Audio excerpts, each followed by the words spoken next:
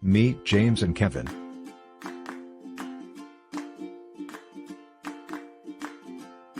Both James and Kevin bought property and found the perfect tenants.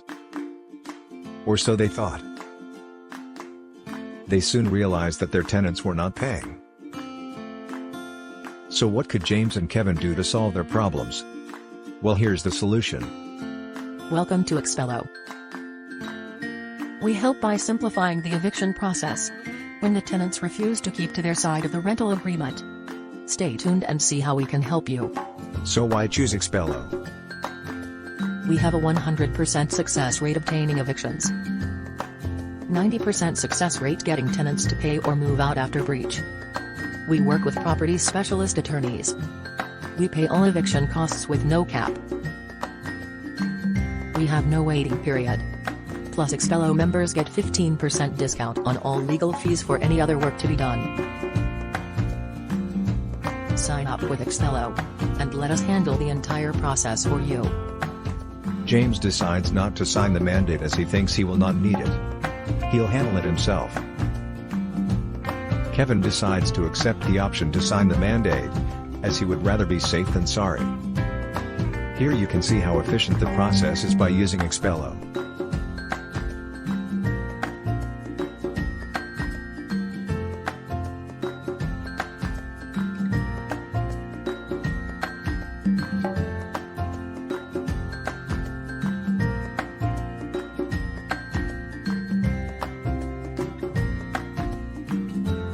The process continues for poor James.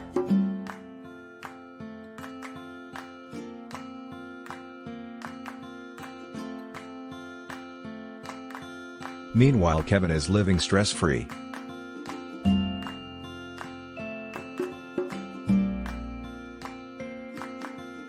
So the moral of the story is Kevin is wise. Be more like Kevin. And choose Expello.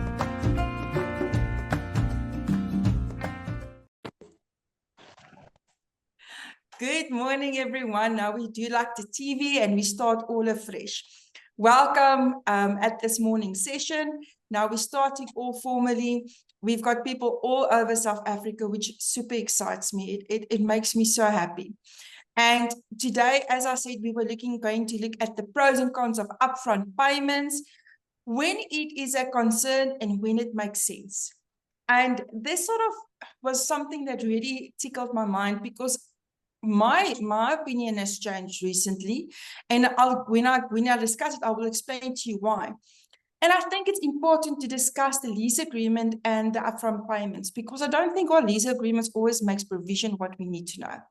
And then some snippets that I don't think agents and landlords per se know when they look at all of that. So that is what we're going to look at this morning. And we are just to see on the impact.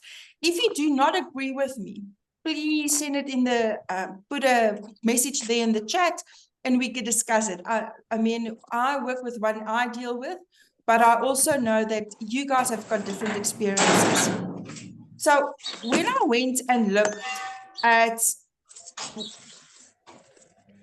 the pros and the cons of having these payments, the one thing is what is the biggest benefit for the landlord? And I think for all of us is the fact that the money is there.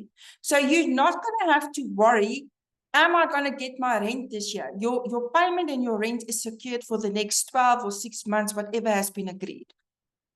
But it feels to me that is sort of the only benefit that it has. The things that we have to remember, our upfront payment does not fix affordability. So one will still have to see if they can afford the property, because what happens after that 6 or 12 months? I think that is something that's super important, and a lot of people don't think that far.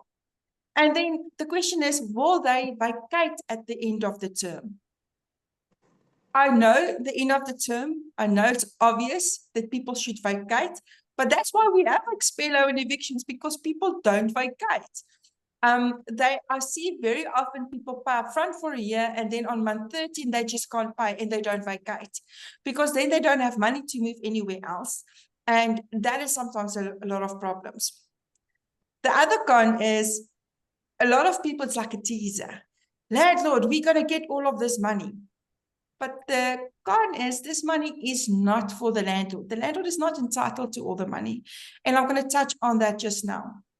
The other thing, which is actually a big con for the tenant, is that tenant is not getting the interest on their money.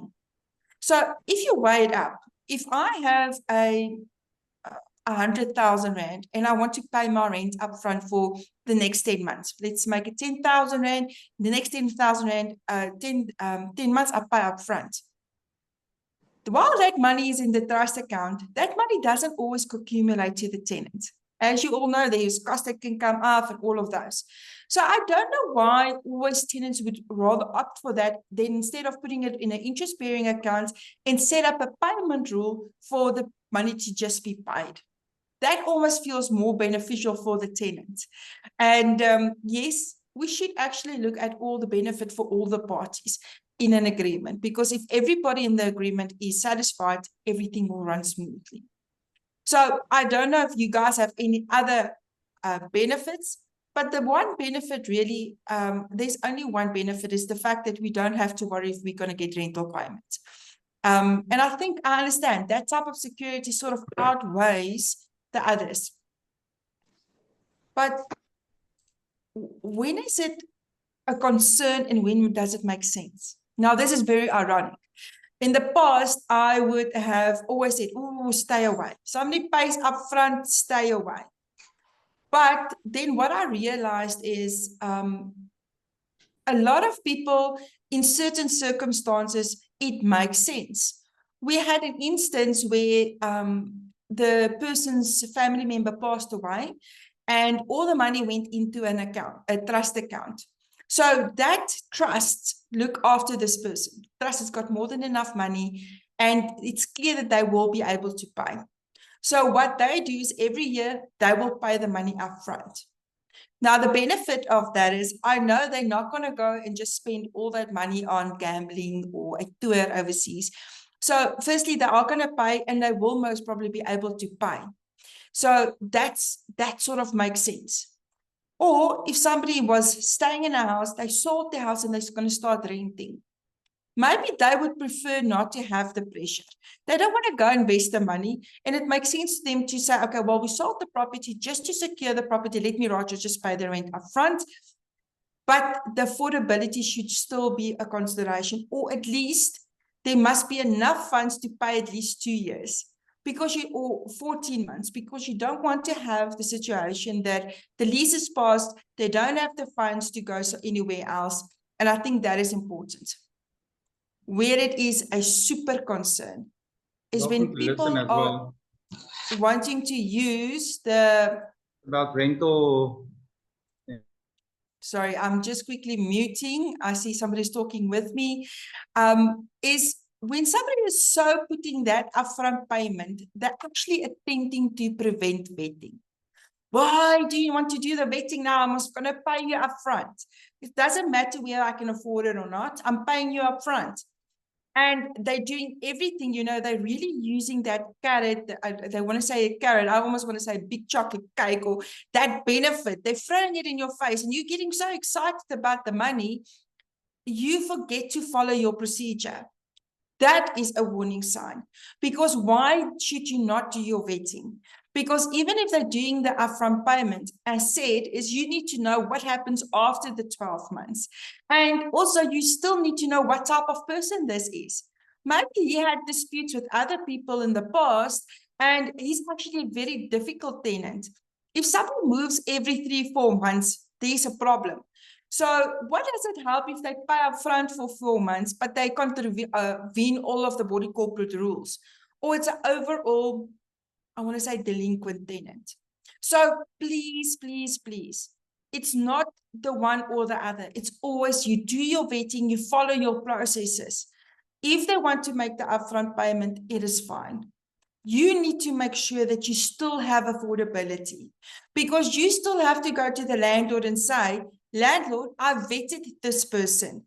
I'm still satisfied that this person can stay here. He's a good person and I would suggest him as a tenant. That should be your first reply.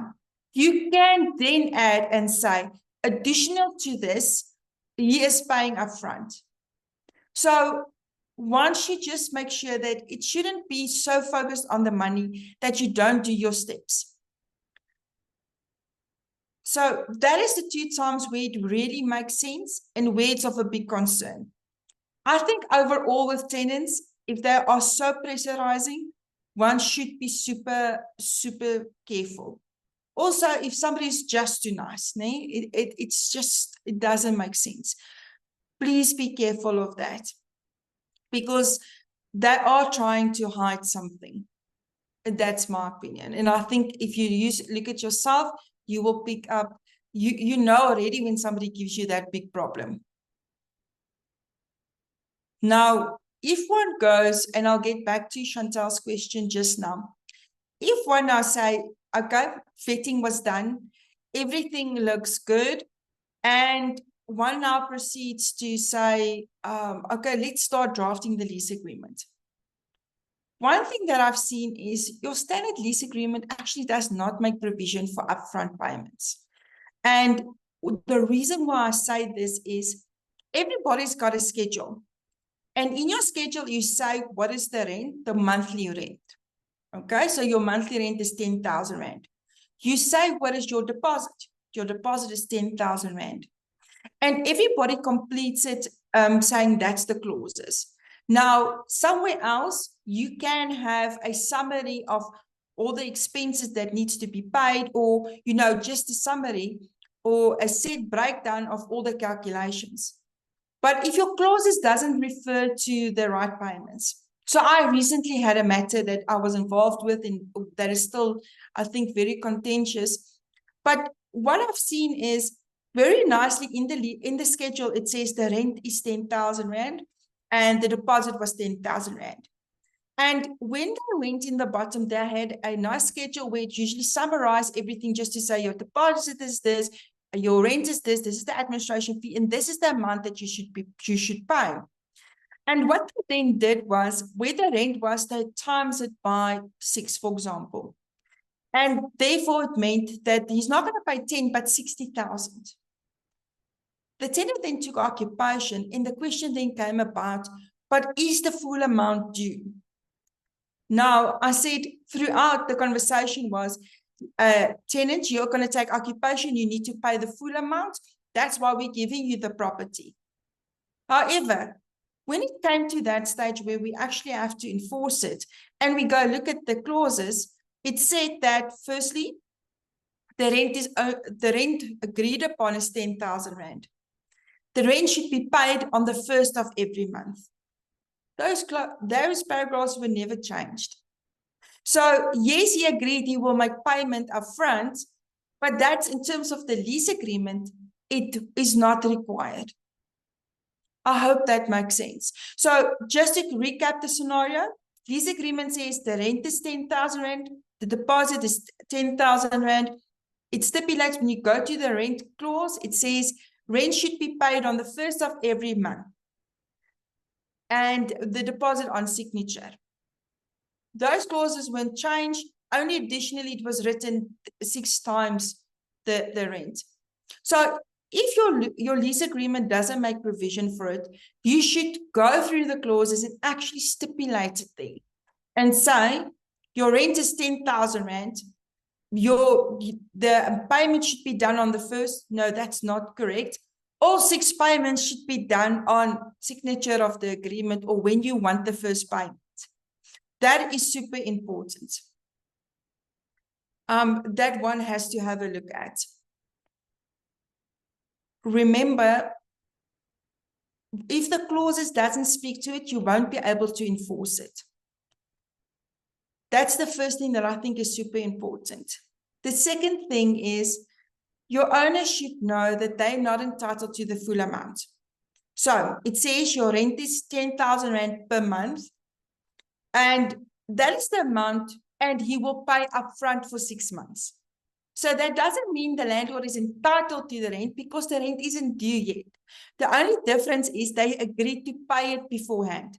So if somebody would have paid in advance, same thing. So even if I have a normal lease agreement saying I have to pay my rent on the 1st every month, and I decide to pay 6 months upfront, nothing is preventing me to do that.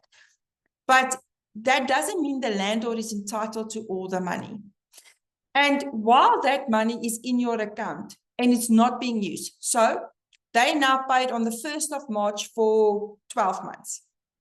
You can deduct the 10,000 Rand for March, but the 90,000 Rand left is in the account and it's running interest. And that interest is due to is actually belongs to the tenant. So that money should be kept, and that because it's not due yet, you actually just safekeeping it. I know very often it stipulates, and I think especially if it's a placement agreement or a procurement, whatever you use, what is important to note that if you do the placement and you receive all the money, you have to educate your landlord. Landlord, we are paying this 100,000 over to you. You should please invest it in an account because you're not entitled to use all the money. Now, I have to say, I don't know, is there any landlords on this webinar? If you are, please raise your hand. I'm not going to pick on you. I'm just going to tell you what is my concern. Very often your landlords, when they get the deposit in the first month's rent, they use that. How often do you actually get landlords that can show you it's been in an interest-bearing account? Now, if that is the struggle we are having with landlords, just keeping the deposit, what's going to happen if they receive the 6 month or the 12 months upfront? They're going to use that money. The second thing is, I don't think agents explain to the landlord that even if they paid the money upfront, you are not allowed to use it. Because yes, the agreement was, what's the monthly rental? It was agreed they will pay upfront for 6 months, but the money is not due. You can't use it as yet. You can only use every month's 10,000 Rand as it becomes due and payable. And I think that is something important. So your landlord should firstly confirm he will invest it, because should the lease agreement be cancelled, so he pays 12 months upfront, 6 months are in the lease, he has to move, he has to relocate. Now the big thing is going to be, okay, what do I do now? Well, yes, there's a cancellation penalty, but you can't keep the remaining 6 months as a cancellation penalty. That won't work. So you'll have to reimburse the tenant the remainder of the money held. And if the owner spend everything, that's going to be a problem. Also, I love the idea is that if it's a placement and all the money has been paid to the agency, please make sure that the tenant and all the parties are aware that you have received it, but you're paying it over to the landlord because it's not a management.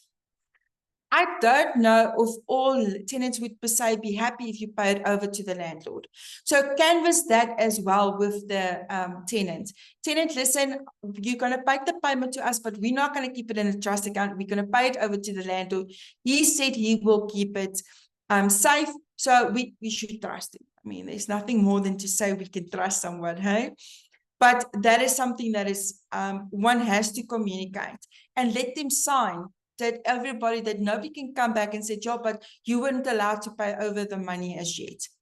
I mean, it's the same thing if they pay 2 months up front, you're not going to release both months. You're only going to release the money as it becomes due to the landlord. I hope that makes sense.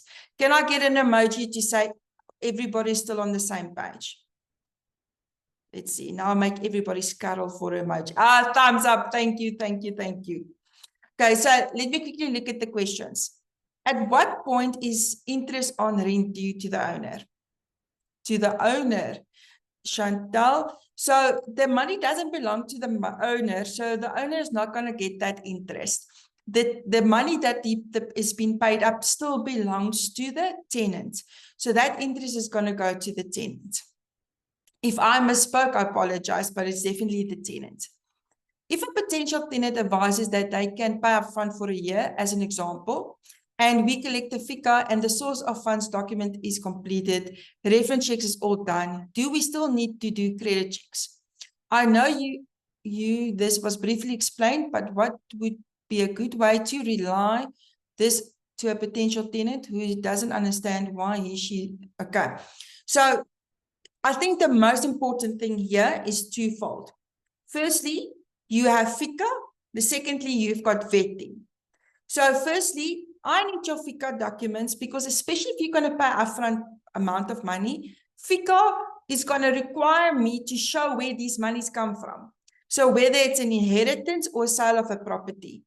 If you don't have business or anything, or you work for the government, all of this, then I need to report to FICA that I'm receiving this money.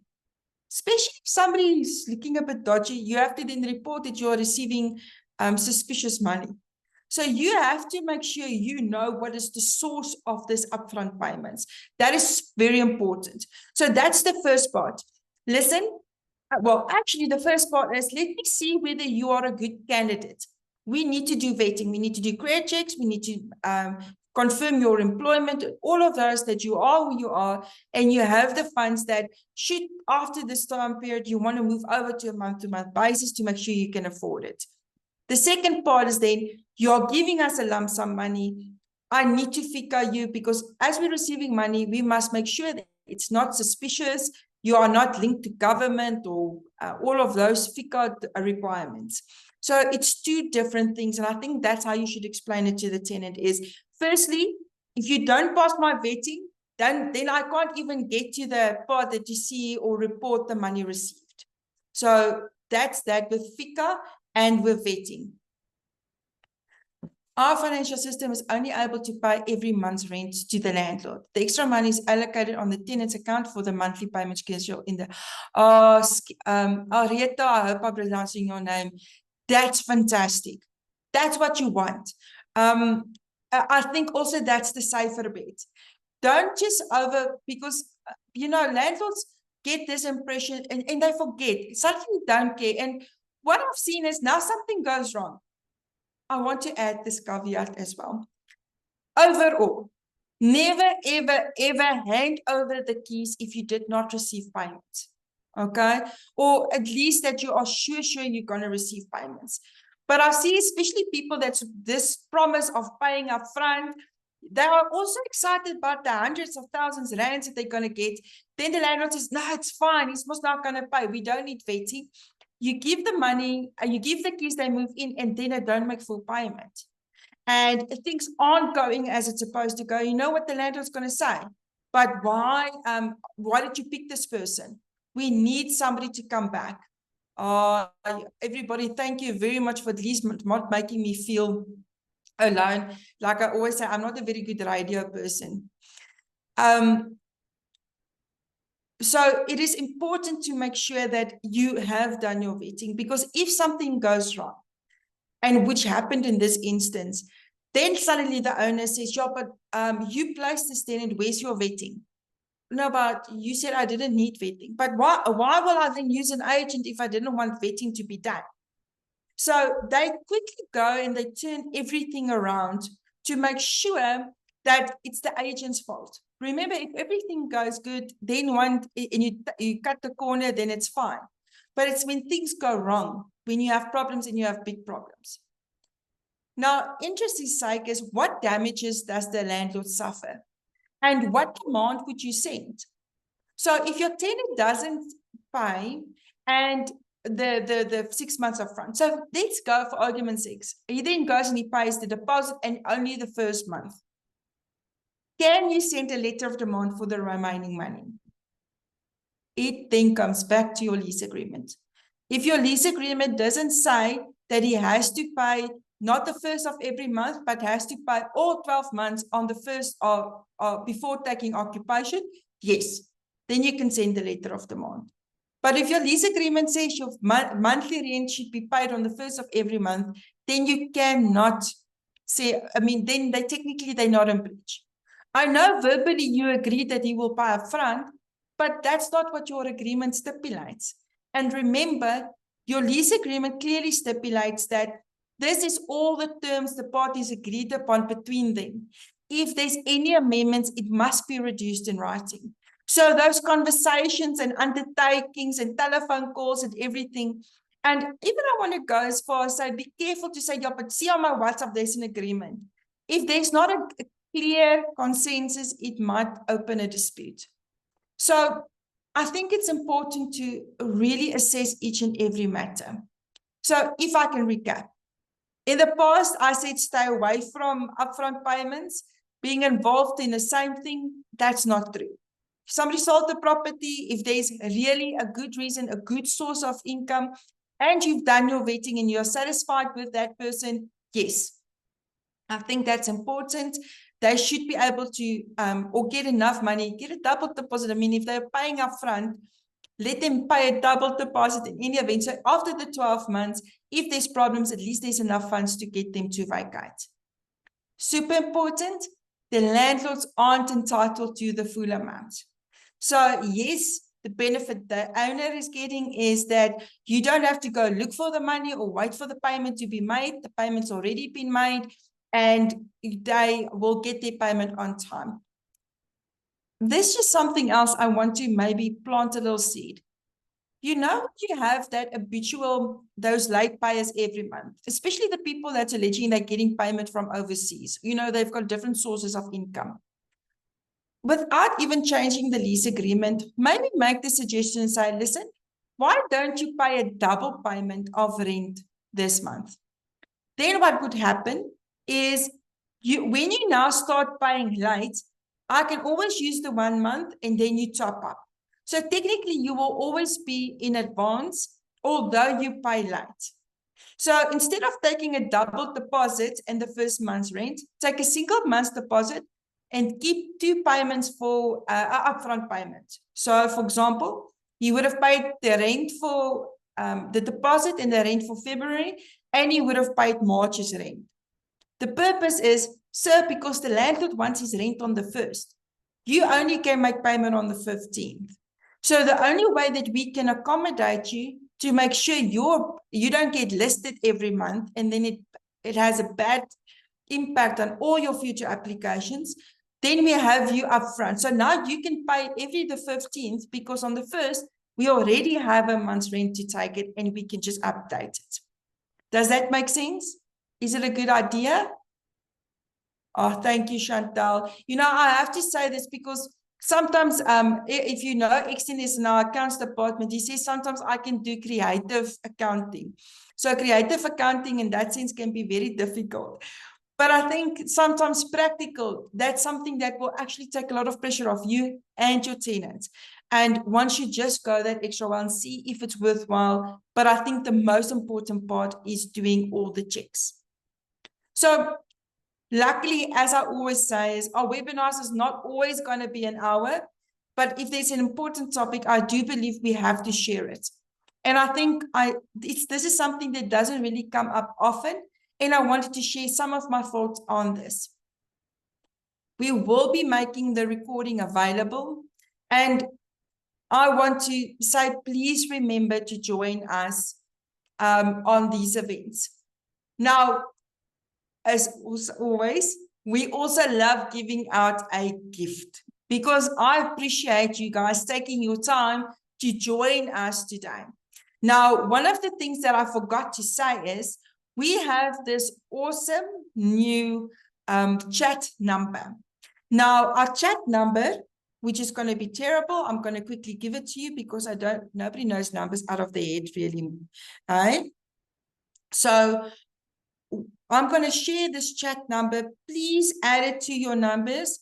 And then if anything happens that we can actually share all of these events with you as well. The number is 072-399-3682.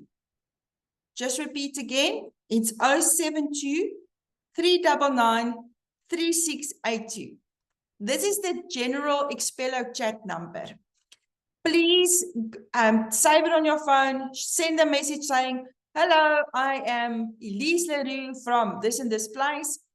We add you to our groups and we can share with you all the events, our nitbits of information, all of those type of things with you. We want to really improve the experience and get you guys to just don't feel alone and help you guys grow as well. Now, this morning, I don't know. Everybody has been super quiet, except for Chantal, but I have to be honest. Are are we getting an attendance certificate? Alreta, that's a very good question. We haven't thought about it, but I'm quite sure we can, for those who attended, we can get a certificate. I will go through the list and make sure that you get one. I assume you registered with that email address, and we will just follow up with that. I have to say, with all the emojis, Henriette, I like yours. Just to say, Henry, yes, it's a WhatsApp number. So, Henriette, you are the lucky winner this morning. I'm so chuffed. You are going to get this lovely Expello apron. So, I know it's not braai month, but we can still braai, and I think this is something nice to have. So, thank you very much for using your emoji. And we're going to make sure you get this very awesome apron. And every month, see, that's why it's worthwhile not just to watch the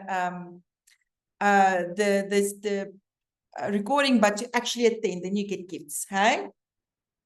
So well done, Henriette. So just to say on the CBD point, we can give non-verifiable points, but this session was only 30 minutes and you need a whole hour to get a non-verifiable point. However, our in-person events, we do give certificates. So everybody that attend our in-person events, because we deal with vetting, we deal with breach, and what Expello offers, we will then give all those attendees certificates. Okay, so that's quite nice. Everyone, thank you very much. I think I've answered all the questions. Yes, that's a WhatsApp number. Our general number, if you ever need something, you send it to that number. Somebody from our team will come back to you. Kim, I'm definitely going to arrange it as soon as possible. I miss the people in KZN, and I will definitely communicate the date that we're going to be there. Thank you, everyone, for your time. Have an awesome day. And remember, if you ever have any questions, you can phone our office number at 011-568-4476. If you phone that number, somebody will definitely answer because it rings at everybody in the office. So don't just always, if you're worried that if it's an important matter with regards to an application or a breach, don't just send a WhatsApp, maybe phone the office and we can make sure that you speak to the right person. Everybody have an awesome day. Those in Pretoria, see you on Thursday. Next month, I see you in Cape Town, and we'll share the details of next month's webinar. Thank you. Bye.